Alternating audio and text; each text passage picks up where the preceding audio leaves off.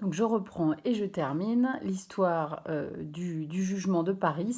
Donc Paris, je vous le disais, finit par euh, dire, donner la pomme d'or et donc dire que c'est Aphrodite qui est la plus belle, c'est-à-dire la déesse, donc je vous l'ai dit, de l'amour et de la beauté. Je vous montre un autre tableau qui est beaucoup plus récent que le premier que je vous ai montré, pardon.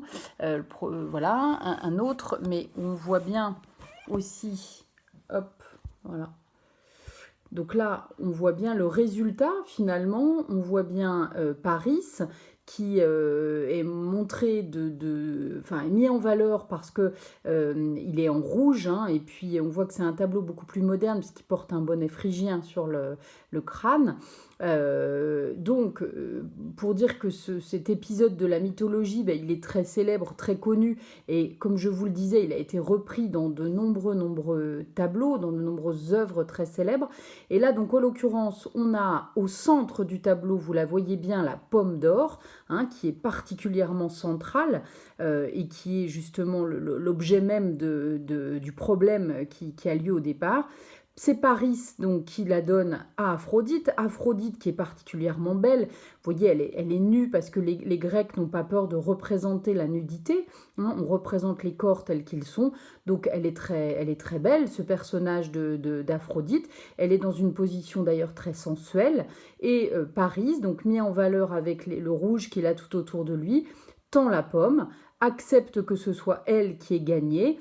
Et puis derrière, on aperçoit bien Athéna avec son casque sur la tête, hein, déesse guerrière, qui tourne la tête vers Héra, pardon, Héra, donc la femme, l'épouse de Zeus, qui a un animal emblématique qui est le paon. Hein, c'est pourquoi on aperçoit aussi ça sur le tableau. Donc elles sont chacune représentées avec leurs attributs, en quelque sorte.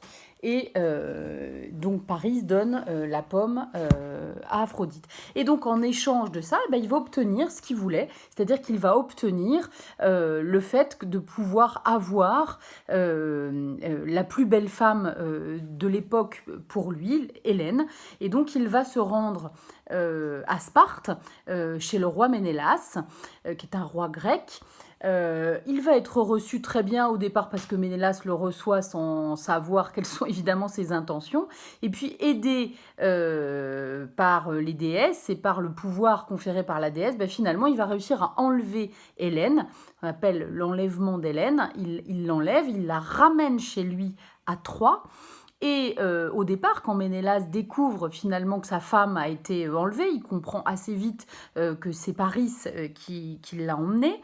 Eh bien, il va chercher d'abord à essayer de récupérer sa femme. Donc, il va pour ça aller voir le roi de Troie, Priam, donc qui est le père de Paris, en essayant de lui dire bah, écoutez, quand même, ce serait bien qu'on arrive à régler les choses gentiment entre gentlemen, si je peux le dire comme ça. Sauf que Paris ne veut rien entendre. Paris, il veut absolument garder Hélène, il est amoureux d'elle, il veut rester avec elle, et donc rien n'y fait. Et eh bien, à partir de là, la guerre est inévitable. La guerre va être déclenchée, puisque Ménélas, lui, veut évidemment récupérer sa femme.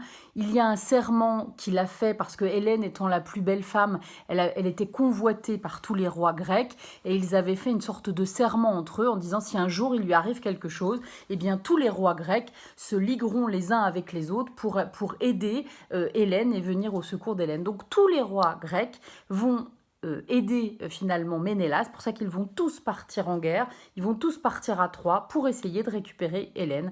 Et c'est là que la guerre commence. Troie est cette cité donc réputée imprenable, entourée par des remparts qui sont infranchissables, qu'on n'arrive pas à détruire, on n'arrive pas à rentrer. Donc il y a le siège de la ville de Troie qui va durer 10 ans. Et ça, c'est l'essentiel de l'Iliade. Hein, c'est ce que Homère raconte dans l'Iliade. C'est là que plein de héros vont d'abord du côté grec, mais aussi du côté troyen. Il va y avoir plein de héros différents. qui vont avoir des tas d'histoires différentes. Donc ça, c'est le récit qui est fait dans l'Iliade. Ça dure 10 ans. Et puis le récit qui nous préoccupe ensuite, eh bien, c'est le récit de l'Odyssée, le retour d'Ulysse chez lui. Et je vous le redis encore, celui qui va trouver la clé finalement de cette histoire à Troie, c'est Ulysse. C'est pour ça que c'est le grand héros de la guerre de Troie. C'est lui qui, au bout des 10 ans de siège de la ville de Troie, va avoir l'idée de ce cheval de Troie, qui va être amené à l'intérieur de la ville et qui va permettre de pénétrer dans la ville de Troie et de la massacrer de l'intérieur. Je vous raconterai cet épisode du cheval de Troie une autre fois. J'espère que là, vous avez compris l'essentiel.